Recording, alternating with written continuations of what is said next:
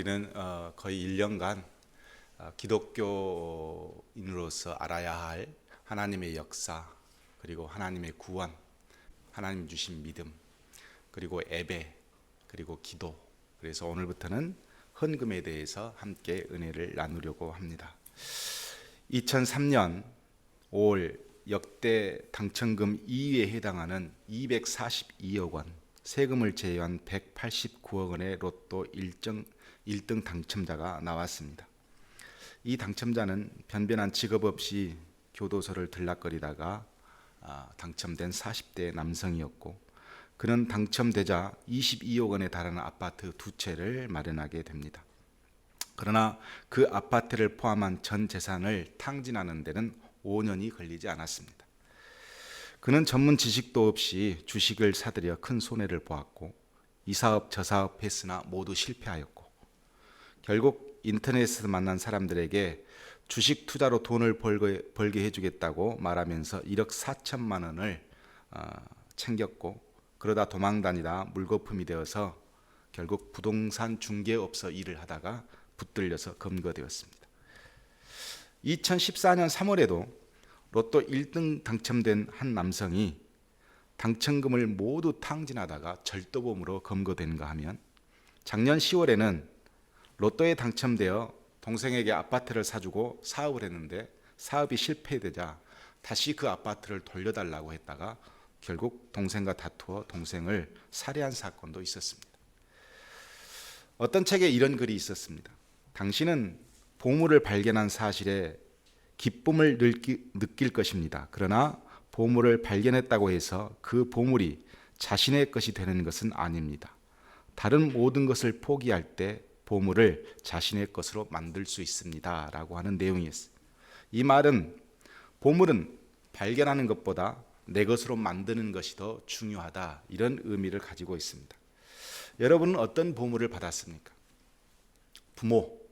부모님 잘 만난 보물도 있을 것이고, 어떤 물질의 보물도 있었을 것이고, 뜻하지 않는 권력을 갖게 되어진 보물도 있었을 것이고, 남들보다 뛰어난 명석한 두뇌를 가진 보물도 있을 것이고, 뜻하지 않게 좋은 배우자를 만난 보물도 있을 것이고, 나와 내 자식이 그런 보물을 누리고 여러 가지 것들을 내 손에 쥔 보물들이 많이 있을 것입니다. 그러나 이 보물을 얻기 위해 다른 어떤 것들을 포기해야 하는 그런 과정을 거치지 않으면 이 보물은 내 것이 되지 않는다는 것입니다. 좋은 배우자를 만났다면 그 배우자를 위한 헌신의 대가를 반드시 치러와야 되고, 좋은 두뇌를 선물로 받았다면 그 두뇌를 활용하고 개발하기 위한 많은 시간을 투자해야 합니다. 저와 여러분은 하나님으로부터 믿음이라는 보물을 선물로 받았습니다.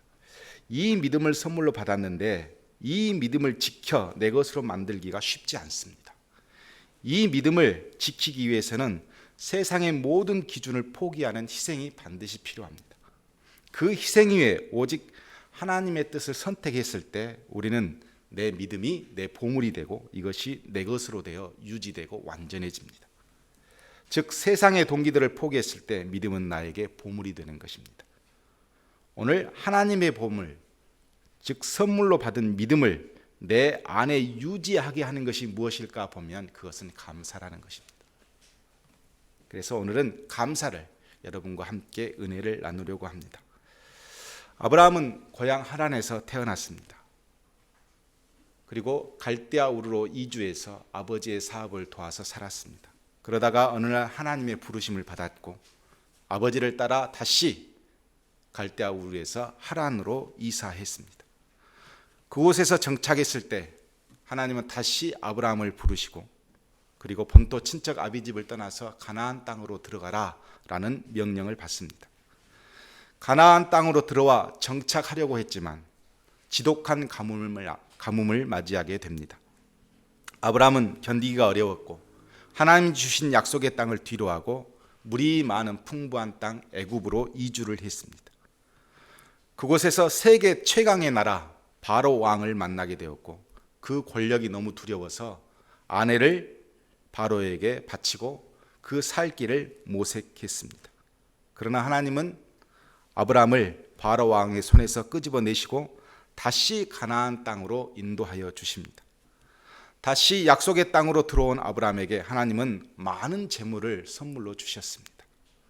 그 재물로 인해서 자신의 의지와 상관없이 아브라함은 두 가지 선택을 해야만 했습니다.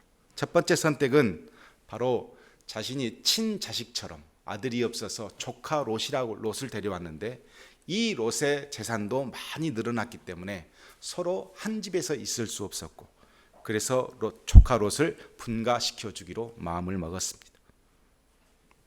분가는 시켜주되 먼 곳에 시켜주지 않고 언제든지 무슨 일이 있으면 돌봐줄 수 있는 가까운 거리, 사해의 소돔과 고모랴 땅으로 이주를 시켜주고 자신은 바로 그 옆에 헤브론 땅에서 이제 이주하고 살게 되어집니다. 두 번째 선택은 자신이 자신을 지킬 수 있는 힘이 필요하다는 것을 알게 되었고, 그래서 사병을 길러냅니다. 애굽 왕처럼 막강한 군대는 아니어도 최소한 자신의 재산과 가축을 그리고 가족을 지킬 수 있는 그 정도의 사병을 길러내야 되겠다라고 생각했고, 성경에 보면 길리고 훈련된 자라고 기록되어진 이 사병들은 어디서 사온 사병들이 아니고 자신의 종들이 자식을 낳으면 그 종들을 훈련시키고 길러내서 자신의 사병으로 만들었습니다. 결국 뭐냐면 종들도 가족이 된 거예요. 아브라함과 같은 상황을 만약 우리가 맞이하게 된다면 우리는 상당한 풍요를 주는 그 만족스러운 선택들을 통해서 충분히 안정감을 느끼고 살았을 것입니다. 아브라함도 급격히 증가한 재산으로 가나안 정착 9년 만에 드디어 주위의 관계도 좋아졌고 삶의 질도 높아졌고 그리고 많은 것들이 향상되어서 이제 만족스럽고 안정된 행복을 누리는 시간이라고 생각했을 것입니다. 그런데 이때 자신이 살고 있는 가나안 지방과 자신의 옛날 고향이었던 갈대아 우르, 이 두 나라들이 서로 동맹을 맺어서 네 나라와 다섯 부족이 전쟁을 벌였습니다. 이 전쟁으로 인해서 자기가 아들처럼 사랑한 조카 롯이 그만 포로로 잡히게 되었고 재산을 모두 다 잃어버리게 되었습니다. 바로 옆 동네에서 이것을 지켜보고 있던 아브라함은 그냥 있을 수 없어서 주위의 부족 사람들에게 도움을 요청하고 그리고 자신이 길리고 훈련한 종들을 데리고 그 동방에 있는 적국들을 향해서 출격합니다. 그리고 지혜롭게 승리를 만끽하고 있는 그들을 밤늦게 기습해서 다시 롯을 구출하고 그리고 재산을 다시 가져오게 됩니다. 이 사실이 가나안에 있는 왕들이 알게 되었고 자신들이 하지 못한 일을 아브라함이 해주자 너무 감사해서, 그래서 오늘 본문 17절에 보면 살렘 왕을 대표로 해서 소돔 왕이 아브라함을 영접하러 나왔습니다. 자신들은 할 수 없었으나 아브라함은 그 일을 해냈기 때문에 얼마나 그 영접하는 자리가 뜨거웠을까 우리는 가히 짐작할 수 있습니다. 아마 승리에 대한 각별한 감사를 표시하기 위해서 왕들이 방문을 했을 겁니다. 그런데 아브라함의 승리를 한껏 높이고 있을 때 살렘 왕 멜기세덱이 등장하여 오늘 본문에 이렇게 아브라함을 영접합니다. 천지의 주제이시오 지극히 높으신 하나님이여 아브라함에게 복을 주옵소서. 너희 대적을 내 손에 붙이신 지극히 높으신 하나님을 찬송할지로다 그랬습니다. 모든 사람이 승리의 주역인 아브라함을 집중하고 영접하고 있을 때 이 하나님의 제사장 멜기세덱은 그 시선을 하나님께로 바꾸어 버렸습니다. 어떤 엄청나게 분열된 교회에 이제 우리가 이렇게 하면 안 되겠다 싶어서 담임 목사를 새로 청빙하게 되었습니다. 여러 가지 어려운 환경이었고 이겨내기 힘든 상황이었으나 잘 준비된 어떤 목회 방법을 통해서 이 목사님이 교회를 다시 새롭게 개편을 했어요. 그리고 성도들을 잘 추스려서 이제 새 일꾼도 뽑고 새 교회를 지어서 이제 입당 예배를 드려요. 입당 예배를 드렸을 때 많은 사람들이 저 목사님이 아니면 도저히 할 수 없는 일을 했다 해서 목사님께 박수를 막 쳐드리고 서로 응원을 했어요. 그리고 축사가 이루어졌고 옆에 있던 교회 목사님이 오셔서 축사를 하게 되었어요. 그런데 이 목사님께서 축사를 하시면서 목사님을 한껏 높여드리는 그 자리에서 갑자기 목사님이 자리에서가 아니고 하나님께서 은혜 주시고 하나님께서 이 교회를 사랑하셔서 이 교회가 이렇게 자리를 잡게 되었다. 목사님은 죽을 고생 다하여서 최선을 다해서 교회를 바로 세웠는데 갑자기 그 시선을 하나님께로 바꿔버렸을 때 이 목사님이 섭섭하더라는 거예요. 그 말이. 인간이기 때문에. 아브라함은 애굽에 내려갔을 때 족장으로서 그의 권위를 보여줄 수 있는 상황이었으나 심각하게 타격을 받았어요. 세계 최강의 권력을 갖고 있는 바로 왕 앞에 쩔쩔매는 족장의 모습, 비겁하게 아내를 바쳐서 생명을 구걸했던 모습들, 이런 모든 모습들이 자신에게 트라우마로 있었을 겁니다. 그런데 오늘 그 모든 것을 만회할 수 있는 절호의 기회가 온 거예요. 자신을 따르는 종들에게도 우리 아브라함 족장님 대단하시다 라는 그런 자리가 될 수도 있고, 주위 부족 왕들도 아브라함 참 대단한데 라고 칭송을 받을 만한 충분한 일을 만들어 놓고 돌아왔어요. 이제 자기 권위도 회복되어지고 어떻게 보면 자신이 인정받을 수 있는 가장 확실한 기회일 뿐만 아니라 전리품으로 충분히 부를 누릴 수 있는 상황이었습니다. 그런데 멜기세덱, 살렘왕 멜기세덱이 등장하여 이 모든 것을 한순간에 바꿔버린 겁니다. 이때 아브라함은 정신이 바짝 드러나 봅니다. 20절에 보면 살렘왕 멜기세덱의 축복을 받으며 전리품 중 10분의 1을 살렘왕 멜기세덱에게 주었습니다. 갑자기 왜 아브라함은 멜기세덱의 11조를 바친 것일까? 지금 분위기 너무 좋으니까 너 이거 먹고 떨어져, 이런 형식의 10분의 1을 준 것이 아니었습니다. 21절에 보면 소돔 왕이 아브라함에게 이런 제안을 합니다. 사람은 내게 보내고 물건은 내가 가지라. 즉 자신의 백성들이 다 노예로 끌려가 버렸어요. 전쟁 때. 그것을 다 아브라함이 찾아왔습니다. 그러니까 백성들은 나에게 주고 거기서 취한 전리품은 내가 가져라. 이렇게 아브라함에게 제안을 했어요. 당시 전쟁의 전리품을 가진다는 것은 나쁜 일이 아니었습니다. 전쟁에서 희생당한 가족들을 위로할 수 있는, 그리고 생계를 보장해 줄 수 있는 것이 전리품이었고, 그 전리품을 취해서 자신과 함께 싸운 죽어버린 그런 가족들의 생계를, 복지를 책임져 줄 수 있는 것이 전리품이었어요. 그래서 전쟁에서 전리품은 반드시 필요한 것이었습니다. 그리고 이 전리품을 가지고 가면 백성들이 박수를 쳐줄 것이고, 그러면 최고의 명예, 그리고 최고의 권력, 어떤 위엄, 이런 것들을 보여줄 수 있는 것이 전리품이었으므로 전리품을 가져가는 것은 나쁜 일이 아니었습니다. 아브라함도 가족처럼 살아온 종들에게 보상할 수 있는 것이 전리품이었고 그것이 당연해 보였습니다. 그런데 아브라함은 이렇게 고백합니다. 천지의 주제이시오 지극히 높으신 하나님 여호와께 내가 손을 들어 맹세하노니 그랬어요. 방금 멜기세덱이 축복했었을 때 그 문장 그대로를 인용합니다. 결국 인용했다는 말은 무슨 말을 의미하냐면 멜기세덱이 하는 말 그대로, 그 축복 그대로 내가 인정한다는 거예요. 즉 아브라함의 오늘 승리는 자신이 잘나서 자신이 준비를 잘했기 때문에 승리한 것이 아니라 이 우주 만물을 통치하시는 천지의 주제이신 하나님의 능력으로 이루어진 승리라는 것을 인정한다는 겁니다. 그래서 아브라함은 이렇게 말합니다. 내 말이 내가 아브라함으로 치부하게 하였다 할까 하여 내게 속한 것은 실 한 오락이라. 신들매 한 가닥도 내가 가지지 아니하리라. 아무것도.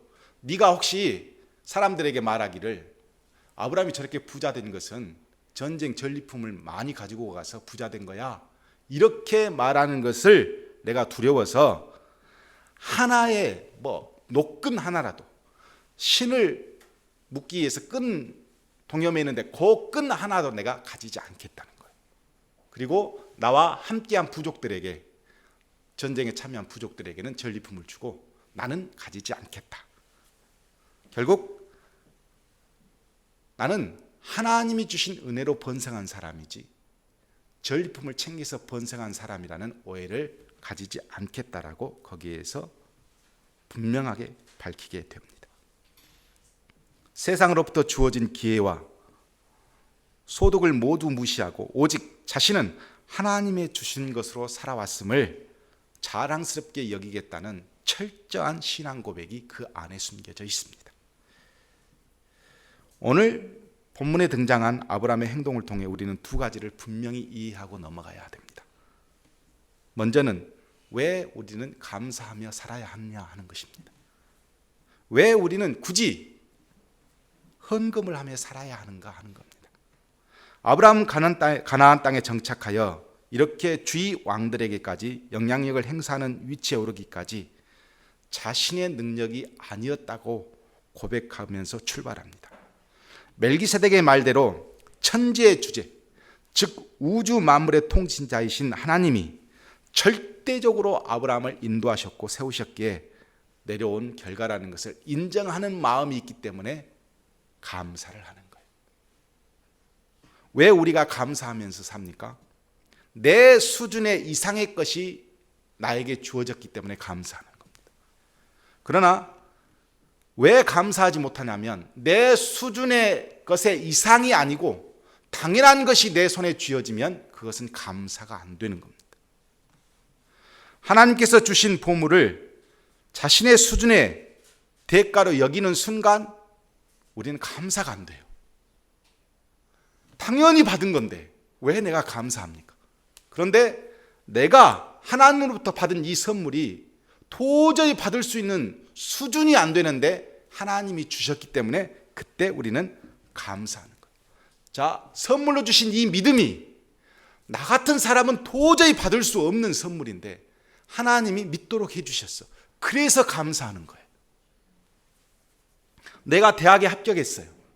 합격했는데 내 수준에는 도저히 들어갈 수 없는 대학이라고 생각했을 때는 감사가 돼요. 그러나 내가 그렇게 노력을 했는데 겨우 이 정도 대학이야? 라고 하면 눈물밖에 안 나와요. 감사가 없어요. 하나님께 감사한다는 것은 자신이 가진 모든 수준이나 소유 위에 우주 만물을 통치하신 하나님이 역사하셨다라는 것은 그것을 고백함으로부터 우리는 감사를 할 수 있습니다. 즉 감사는, 우리가 감사해야 하는 것은 내 수준 이상의 것을 하나님이 주셨기 때문이에요. 두 번째 아브라함의 감사의 내용인 11조와 우리는 깊게 관심을 가져야 됩니다. 여기서는 10분의 1은 어떤 의미를 가지는 것일까? 산술적인 의미일까 아니면 철학적인 의미일까 하는 겁니다. 하나님은 물질이 필요하신 분이 아니십니다. 따라서 내가 하나님께 얼마를 드렸느냐, 하나님은 아무런 관심이 없습니다. 어떤 마음을 드렸느냐가 관심이지 하나님에게는 얼마를 드렸느냐, 이건 관심의 대상이 아닙니다. 아브라함이 드린 10분의 1은 산술적인 가치가 아니라 감사하는 마음의 조건으로 이해되어야 합니다. 즉 철학적인 숫자예요. 아브라함은 일을 드렸어요. 이 일을 드리는 것은 어떤 것의 일이냐면 10 전체를 포함한 일이에요. 이것을 10을 주셨기 때문에 내가 일을 드리는 것은 이 10을 주신 것에 대한 전체를 의미하고 있어요. 따라서 이것은 철학적인 숫자이지 산술적인 숫자가 아니므로 우리가 100만 원을 벌었으니까 반드시 10만 원을 하나님께 드려야 된다, 이런 개념이 아니라 100만 원을 주신 하나님에 대한 감사, 그 전체를 내가 그냥 일로 표현한 것뿐이에요. 예수님께서 성전 헌금함에 있었을 때 2렙돈을 넣은 여인을 보셨습니다. 지금의 가치로 보면 2렙돈은 2,000원 정도 됩니다. 그런데 예수님께서 그 2,000원을 헌금하는 여인을 보고 예수님 제자들에게 이렇게 말씀하십니다. 내가 참으로 너희에게 말하노니 이 가난한 과부가 다른 사람 모든 사람보다 많이 넣었도다. 저들은 그 풍족한 중에 헌금을 넣었거니와 이 과부는 그 가난한 중에서 자기가 가지고 있는 생활비 전부를 넣었느니라 그랬어요. 하나님은 얼마를 많이 넣었느냐가 중요하지 않아요. 어떤 마음을 넣었느냐가 더 중요하게 보신 겁니다. 우리는 많이 헌금한 사람을 주목합니다. 그러나 하나님은 그 마음의 중심이 얼마나 하나님께 드렸나를 하나님은 집중하십니다. 따라서 11조는 자신이 받은 영광을 하나님의 역사로 보는 아브라함의 마음이지 산술적인 10분의 1을 드리는 것이 아무 의미가 없는 것입니다. 11조는 10분의 1을 드리는 것이 목적이 아니고 자신의 형편을 하나님께 드리는 것이고, 즉 우리가 하나님께 드리는 일은 전체를 의미하고 있다는 것을 우리는 알아야 됩니다. 이를 드림으로 하나님께서 나에게 주신 믿음을 내 것으로 만들게 된다는 것이 바로 이 11조의 의미입니다. 일은 단순한 일이 아니라 전체를 포함해요. 그래서 우리는 열을 받았는데 그 중에 하나님께 일을 드림으로써 뭘 드리게 되냐면 감사를 드리게 되는 것이고, 이 감사를 드림으로 우리는 내가 받은 선물을 유지하게 하는 결정적인 역할을 한다는 거예요. 우리는 왜 하나님께 감사하고 애물을 드려야 할까요? 모든 것이 하나님의 통치로 이루어졌음을 신앙 고백하는 것으로 여러분은 헌금을 하시는 거예요. 이 최소한의 감사의 마음이 하나님이 주신 보물을 지키는, 즉 믿음을 지키는 가장 밑바닥에서 나오는 원리이기 때문에 우리는 헌금을 하는 겁니다. 대부분의 로또 당첨자들이 왜 무너질까? 보물을 가졌음에도 감사하지 않고 이것을 자신의 기본적인 욕구로 채우는데 충족했기 때문에 그들은 무너질 수밖에 없었던 겁니다. 나에게 주어진 보물이 나의 욕구를 충족시키려는 데 사용했었을 때 우리는 이 보물은 저주가 됩니다. 그러나 나에게 주어진 이 보물을 하나님께 다시 되돌려 드릴 때 우리는 이 보물이 나에게 진짜 내 것이 되는 거예요. 그래서 하나님은 왜 우리에게 굳이 필요 없는 물질을 헌금하라고 하셨을까? 그것은 네가 받은 열이 내게로 왔다라는 어떤 믿음의 고백을 요구하시는 하나님의 마음인 것입니다. 말씀을 마치려고 합니다. 마태복음 13장에 예수님은 이런 말씀을 하십니다. 천국은 마치 밭에 감추인 보화 같으니 사람이 이를 발견한 후 숨겨두고 기뻐하며 들어가서 자기의 소유를 다 팔아 그 밭을 사느니라. 또 천국은 마치 좋은 진주를 구하는 장사와 같으니 극히 값진 진주 하나를 발견하며 가서 자기의 소유를 다 팔아 그 진주를 사느니라. 천국을 비유하시면서 하신 말씀인데, 땅에 묻힌 보화를 발견했어요. 내가 밭을 갈다가 남의 밭인데 거기에 금은 보화가 숨겨져 있다는 것을 알게 됐어. 그러면 어떻게 해요? 내 전 재산을 팔아 그 밭을 사는 거예요. 진주를, 가치를 아는 사람이 어느 날 너무 좋은 진주를 발견했어. 다른 사람은 모르는데 나는 이 진주의 가치를 알아. 그러면 했죠? 내 모든 재산을 팔아서 이 진주를 사는 거예요. 자, 하나님이 우리에게 믿음을 주셨어요. 그러면 어떻게 해요? 이 가치 있는 믿음을 주셨으면 내가 가지고 있는 모든 것을 다 팔아 이 믿음을 사야 돼요. 그런데 사지 않아요. 왜? 이 가치를 모르니까.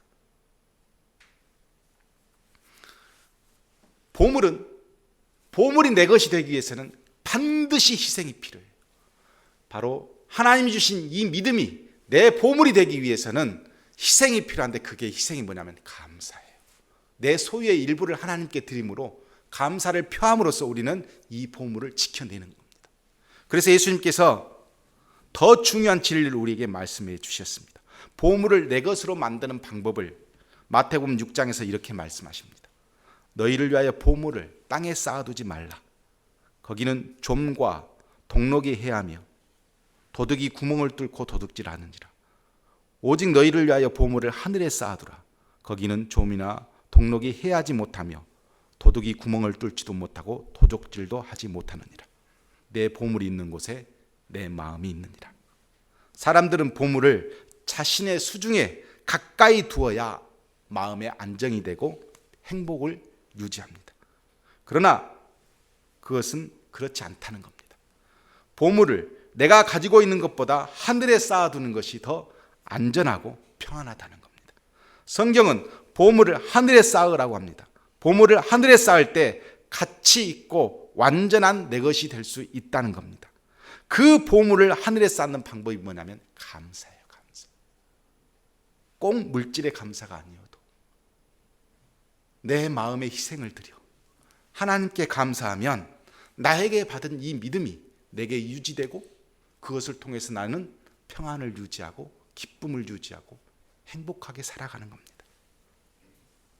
우리는 왜 물질이 필요하진 하나님께 물질을 드려 감사해야 하냐면 진정한 보물의 기원과 원리가 하나님께 있다라고 하는 확신 때문에 하는 것입니다. 자식이 장성해서 처음 월급을 받으면 여러분 어떻게 가르치십니까? 우리는 그렇게 하잖아요. 첫 월급을 받아오면 하나님께 11조하고 애가 그것을 통해서 부모님 속옷을 사와. 왜 그런 절차가 필요한 걸까요? 내가 이렇게 첫 월급 받기까지 하나님이 함께 하셨다는 것을 인정하는 것이고 지금까지 나를 길러내 주신 부모의 은혜가 있었다는 것을 인정하는 의미로 11조를 드리고 속옷을 사오는 거잖아요. 근본이 어디에 있어요? 하나님께 있고 부모에게 있다는 것을 인정하는 겁니다. 이게 감사의 조건입니다. 시편 50편 23절에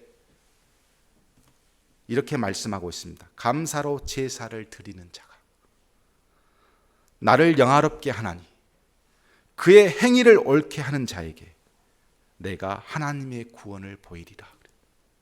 하나님의 구원은 어디로부터 온다고 생각하세요? 감사로부터 옵니다. 여러분의 인생에 있어서 무엇이 보물입니까? 믿음 말고 또 생각해 보십시오. 자식이 정말 나에게 보물이다 생각한다면 그 자식을 위한 희생이 필요하고 내가 가진 물질이 하나님 나에게 주신 정말 보물이라 하면 그 물질에 대한 것도 희생이 필요합니다. 중요한 것은 내 자식들에게 내가 가르칠 수 있는 건 뭐냐면 하나님께 감사하지 못한 자는 절대 보물을 지킬 수 없다는 것. 하나님의 감사로부터 우리는 보물을 지켜낼 수 있고 그 보물이 무엇이든 간에 우리는 그것을 통해서 내 것으로 만들고 그것을 통해서 하나님께 더욱더 충만해질 수 있습니다. 감사의 조건을 잃어버리지 않았던 아브라함은 따라서 믿음의 조상으로 믿음의 아버지로 성장할 수 있었던 결정적인 순간이 바로 이 멜기세덱 앞에서 자신의 모든 공로를 내려놓고 하나님께 돌려드릴 때 믿음의 사람으로 거듭났음을 기억하는 여러분이 되시기를 주님의 이름으로 축복합니다.